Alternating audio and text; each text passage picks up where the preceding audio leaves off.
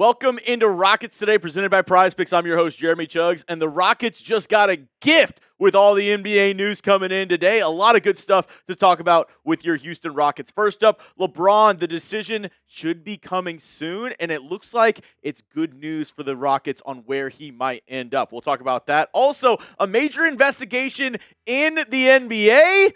I'll tell you why it makes the Rockets' free agency moves look that much better. And then at the end of today's show, could we have a surprise Summer League star? We've been talking about Bruce Thornton, the Rockets' second-round pick this year. Is there another player that is impressing a lot during Summer League? I'll talk about it here on the program. But first, LeBron, his decision looks like it will be coming very soon. He was at Fanatics Fest, and he told everybody there in the crowd, I won't hold you guys up too much longer. He's going to be making a decision here very soon. So that begs the question, where do you think LeBron James will play in 2026? Predict it down below in the comments section. Where do you think the King will suit up in 2026? Give me your prediction down below in the comments section. If you're watching today's video, I want everybody to give me their thoughts on who they think he's going to play with here in 2026. Charania said this on the Pat McAfee show regarding LeBron James. I don't know if I'm holding my breath for an announcement this week.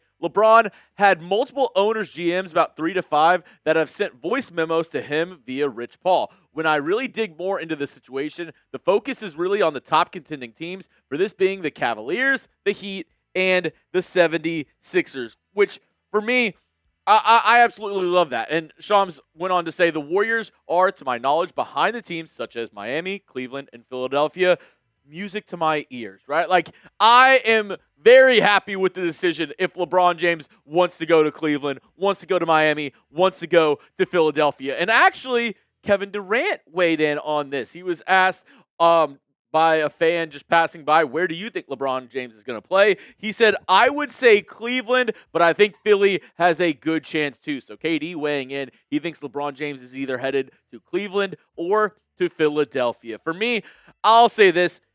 Good riddance. Keep LeBron James in the Eastern Conference. We saw what he did to the Rockets in the first round of the playoffs this past year whenever he was with the Lakers. And the West is already talented enough, right? Like, we don't need LeBron James going to the Golden State Warriors. We don't need LeBron going to the Minnesota Timberwolves. There's already been enough movement there. The Timberwolves got LaMelo Ball this offseason. So I'm perfectly fine with LeBron going somewhere else. I'm perfectly fine with LeBron saying, hey, I'm going to take my talents back to South Beach. I'm going to go back to Cleveland. Or even if he wants to go to Philadelphia, as long as it's in the Eastern Conference, I am perfectly okay with that decision. Now, with our friends over at Prize Picks, they have these teams as the top ones that could have LeBron heading there this season. You can actually put your prediction with our friends over at Prize Picks on where you think he'll go, either with Cleveland, you think it's still going to be Golden State, Miami, Philadelphia, any team, you can choose where you think he might go in the future. And that leads us to today's sponsor, which is our friends over at Prize Picks, America's #1 fantasy sports app out there. You can get started today with our friends at Prize Picks. As the World Cup is coming to a close, we also have baseball in full swing, basketball. We have the Summer League. There's tennis, golf, esports, whatever you like.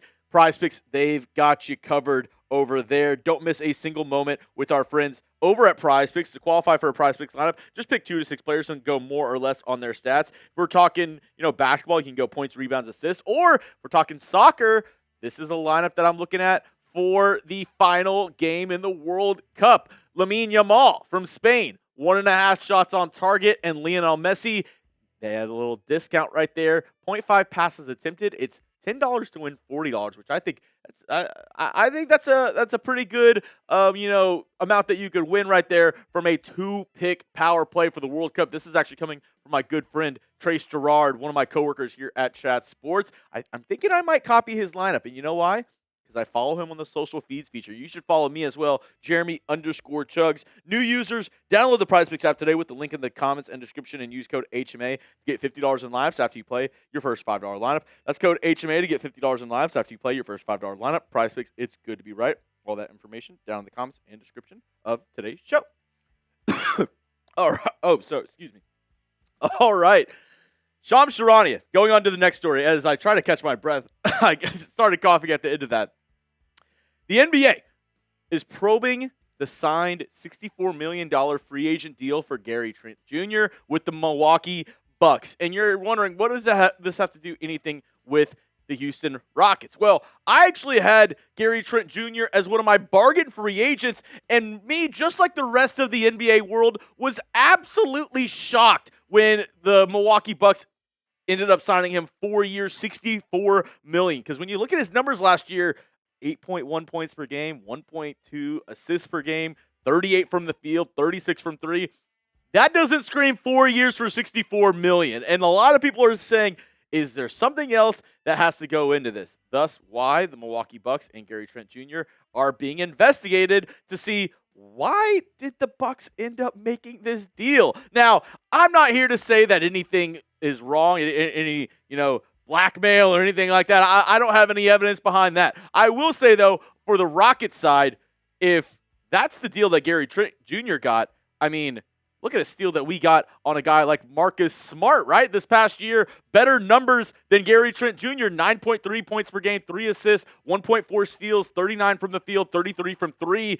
I think at this point in their careers, Marcus Smart is a much better player than Gary Trent Jr. is. And I'll say this, if Gary Trent Jr. is worth $64 million over 4 years, the Rockets got the steal of the century with Marcus Smart. He signed a 2-year, $13 million deal with Houston this offseason, which, while I'm looking at it, I mean, yeah, the Rockets, I think that was already a good signing, but considering what the Bucks just paid Gary Trent Jr., whether it is, something that they should have done or maybe we'll get in trouble for doing, it makes the Rockets look like that much better of an organization. Now, last story on today's show, Summer League still going on, and we've been talking a lot about Bruce Thornton, but this player right here, Isaiah Crawford, has really been impressing me so far during Summer League. He's played in the G League for the past couple of seasons, and really what I've seen from him over the first 3 games, and as I'm filming this right now, actually, the Rockets are playing the Nets in the Summer League, excuse me.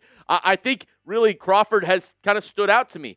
He's second in terms of points per game for this Rocket squad. He's had 5.7 rebounds per game, 2.3 blocks, 2.7 assists. He's been shooting around like 7 3-pointers a game, and he has the rec specs, which I think gives you a couple cool bonus points as well. I've really been impressed by him. I've also been impressed by Tristan Newton, another player that's been around in the G League for a couple of years. Kadir Copeland, who was a UDFA out of NC State, he's impressed me.